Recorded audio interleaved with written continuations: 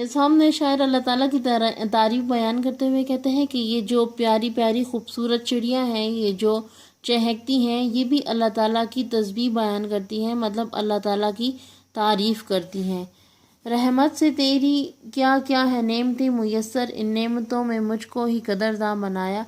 اور اس شعر میں شاعر فرما رہے ہیں کہ اللہ تعالیٰ کی اتنی نعمتیں اور رحمتیں ہمیں میسر ہیں، دی ہوئی ہیں کہ ان نعمتوں کا ہم شکر ادا کرتے ہیں یا ہمیں شکر ادا کرنا چاہیے۔ آب رواں کے اندر مچھلی تو نے بنائی، آپ کہتے ہیں پانی کو، رواں چلتا ہوا، چلتے ہوئے پانی میں اللہ تعالیٰ نے مچھلی بنائی ہے، مچھلی کے تیرنے کو آب رواں بنایا، اور پھر وہی بات کہ مچھلی کے تیرنے کے لیے آب رواں یعنی پانی بنایا۔